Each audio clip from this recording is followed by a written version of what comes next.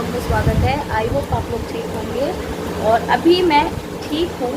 और आज मैंने सोचा चलो मैं अपना आज ब्लॉग लेके आती हूँ, आप लोगों को बताती हूँ कि मेरा ब्लॉग किस रीज़न से नहीं आ पा रहे हैं। और देखो मैं एक महीने बाद, आज सही एक महीने बाद मैं फिर से कैमरा उठा रही हूँ। और मैं जब ब्लॉगिंग कर रही हूँ तो मुझे अजीब सा अपना फेस लग रहा है, ऐसा लग रहा है पता नहीं क्या अजीब सा, मतलब कोई ऐसा लग ही नहीं रहा कि मैं, मुझे लगा कि मुझे अपने जो मेरे फ़ैन है, जो मेरा वीडियो, जो मेरे ब्लॉग देखते हैं, जो मेरे फ़ैन हैं, और उनको बताना बहुत ज़रूरी है कि मेरे ब्लॉग क्यों नहीं आ रहे थे, किस रीज़न से नहीं आ रहे थे। तो अगर आपने मेरे लास्ट ब्लॉग में देखा था तो मैंने आपको बताया था कि मेरे चाचा हॉस्पिटल में एडमिट हो गए हैं। और वो ब्लॉग जो था 29 मई का था, और आज जो मैं शूट कर रही हूँ वो भी मैं 29 जून को ही कर रही हूँ, ठीक एक महीने बाद। और रीज़न ये था कि मेरे चाचा हॉस्पिटल में एडमिट हो गए थे, तो वो हम उनसे रात को मिल के भी आए, तो उन्होंने ठीक से हम सबसे बात करी, अच्छा था। और वो बोल रहे थे कि जल्दी ठीक होके मैं घर पे भी आ जाऊँगा, और सब ठीक है। आईसीयू में भर्ती करा दिया मंगलवार को, और 2 दिन 3 दिन वो ठीक थे, बट वो ऑक्सीजन के बिना सांस नहीं ले पा रहे थे।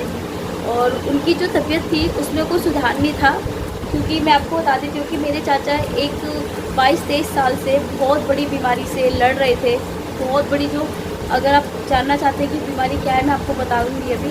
तो वो बहुत बड़ी बीमारी से जूझ रहे थे, और आई थिंक, और वो हनुमान जी के इतने भक्त, इतने बड़े भक्त थे कि उन्होंने, मेरे चाचा ने हनुमान जी का मंदिर भी बनवा रखा है, और हम उसकी पूजा हर 3 तारीख को, 3 अगस्त को हमारे यहाँ पे पूजा होती है।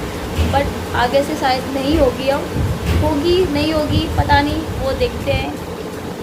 तो सर उनकी कृपा थी, उन पर क्या था। और मेरे चाचा को अपने बारे में सब कुछ पता था, मतलब हर चीज़ पता था, उनको पता चल गया था कि मेरा इस टाइम लास्ट स्टेज चल रहा है। और सबसे बड़ी प्रॉब्लम ये थी कि चाचा ने घर में किसी को कुछ बताया नहीं, और वो अकेले अपने जो दर्द था, पेन था, उससे अकेले जूझते रहे। हम लोग फ़ोन भी करते थे चाचा से बात करने के लिए, बट वो बात किसी से नहीं कर रहे थे घर में, किसी से भी नहीं, ना काजल से, ना प्रिंस से, मौसी से, किसी से बात नहीं कर रहे। और फिर उनको स्वेलिंग वगैरह आनी स्टार्ट हो गई बॉडी में, तो उन्होंने सबने फोर्स किया, तो वो दिखाने गए, उनके टेस्ट हुए, तो हम लोगों को बताया कि मेरी चाचा की किडनी में पानी भर गया है, और ये सब पता नहीं क्या क्या चीज़ डॉक्टर बताने लगे। तो वो एडमिट नहीं होना चाहते थे, बिल्कुल भी एडमिट नहीं होना चाहते थे। तो मेरे चाचा बिल्कुल भी एडमिट नहीं होना चाहते थे हॉस्पिटल में। उन्होंने 3-4 हॉस्पिटलों में दिखाया, सबने उनको एडवाइस करा कि सर आप एडमिट हो जाइए, लेकिन मेरे चाचा एडमिट नहीं होने को तैयार थे। तो फिर थोड़ा हमको भी सिर्फ फ़ोन पे बातें होने लगी, डॉक्टर को दिखाया तो थोड़ा उनको आराम मिलने लग गया। हमने बोला चलो ठीक है, चाचा को आराम मिल रहा है, अच्छी बात है। तो जिस दिन 29 तारीख को चाचा की तबीयत बहुत ज़्यादा ख़राब हो गई, उनको हमें एडमिट कराना पड़ गया हॉस्पिटल। वैसे तो उनका इलाज जो था ऑल इंडिया हॉस्पिटल से चल रहा था, बट वो हमारे घर से बहुत दूर था, और हम लोगों ने ऐसा सोचा नहीं था कि जहाँ हमारे घर के पास था, तो नोएडा में हमने उधर ही उनको एडमिट करा दिया था, कैलाश हॉस्पिटल में। तो उनका ट्रीटमेंट वहाँ पे स्टार्ट होने लगा। डॉक्टर उनकी इस बीमारी की वजह से उनको, मतलब ट्रीटमेंट,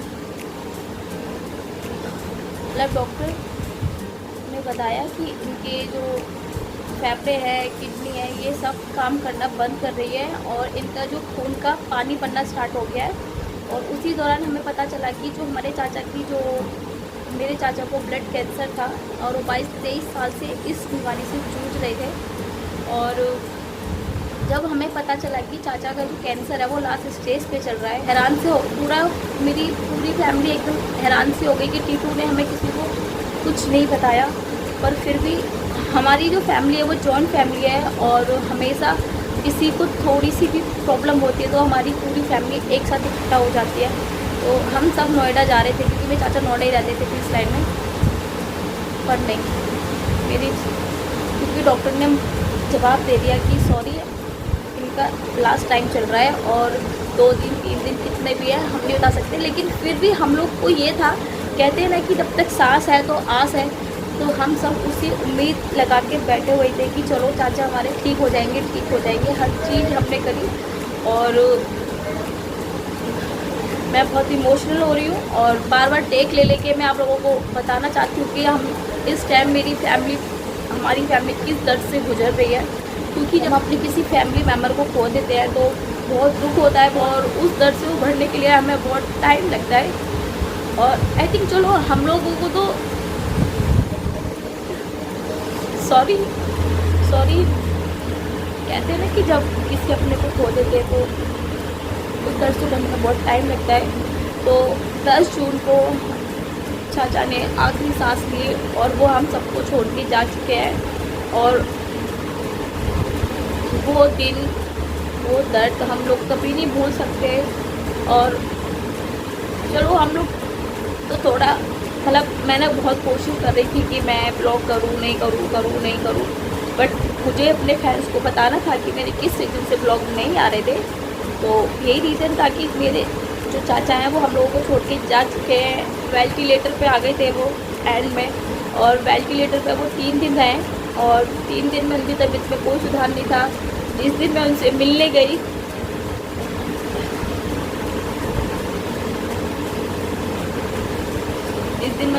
गई, मैंने आवाज़ दी चाचा, तो उन्होंने आंखें खोली और आंखों से आंखें खोल के बंद कर ली और आंखों से उनके आंसू निकलने लगे। वो उनका आखिरी पल था कि उन्होंने आखिरी टाइम आँख खोल के देखा। उसके बाद काजल भी गई थी, मेरी बुआ वगैरह गए थे, चाचा वाचा, उन्होंने किसी के साथ कोई रिस्पॉन्स नहीं दिया, या तो वो जानबूझ के आंखें नहीं खोल रहे थे, किसी से बातें नहीं करना चाह रहे थे, जो भी है। पर हमने अपने चाचा को खो दिया है, और वो बहुत अच्छे थे, हर चीज़ से बेस्ट थे, और उनको फ़ोटो खिंचाने का बहुत शौक़ था।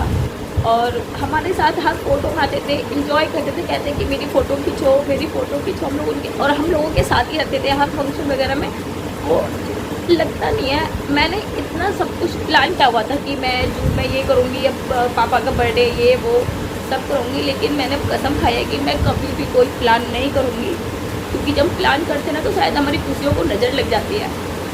मैं गाँव जाना चाहती थी, क्योंकि मेरे जो चाचा हैं गांव में जो रहते हैं, वो उनका रिटायरमेंट हुआ था, तो उनकी मैंने आपको एक ब्लॉग में बताया था कि मेरे घर में खुशखबरी आई है। तो खुशखबरी यही थी कि मेरे भाभी के लड़का हुआ है, और उसी टाइम मेरे चाचा भी, दूसरे चाचा का रिटायरमेंट भी हुआ था। तो मैं जब हमारा गाँव जाने का प्लान था और फंक्शन भी था, तो सब कुछ अब फंक्शन वगैरह कुछ नहीं हुआ। मैं गाँव 2 साल बाद गई हूँ, 2 साल बाद गई थी, और दुख में गई हूँ। मैं खुशी में जाना चाहती थी, पर मैं अब कहीं जाने के लिए नहीं एक्साइटेड होंगी, ना खुश होंगी, क्योंकि मैं जब भी कोई प्लान करती हूँ, कुछ करती हूँ, तो कुछ ना कुछ उल्टा ही होता है मेरे साथ। आगे से कभी नहीं करूँगी। तो गाइस, इसी रीज़न से मेरे ब्लॉग नहीं आ रहे थे, क्योंकि हम लोगों ने अपने चाचा को खो दिया है, और हमारी फैमिली का एक मेम्बर कम हो गया है। और मैंने बस यही बताने के लिए आज सोचा कि हिम्मत जुटा के, बहुत हिम्मत जुटा सबको बताने की कोशिश करी है कि मेरी जो फैमिली है वो किस दर्द से गुजर रही है, और सबको अभी बहुत ज़्यादा टाइम लगेगा, यहाँ तक कि मुझे भी टाइम लगेगा, पर मैं कोशिश कर रही हूँ। रीज़न था जो मेरे 1 महीने से मेरे ब्लॉग नहीं आ रहे थे, और मेरे चाचा की 13वीं भी हो चुकी है, तो मैंने उसकी कुछ छोटी छोटी क्लिप मैंने शूट कर ली थी एक मेमोरी की तौर के लिए। तो मैं सोच रही हूँ कि वो क्लिप आपके साथ में ज़रूर शेयर करूँगी। तो बस यही रीज़न है कि मैं आप सबको बताना चाह रही थी कि मेरी फैमिली में हम लोग किस दर्द से गुजर रहे हैं इस टाइम, और हम लोगों को टाइम लगेगा। बस यही था कि चाचा भी 2-3 साल और जी जाते, काजल की शादी कर जाते।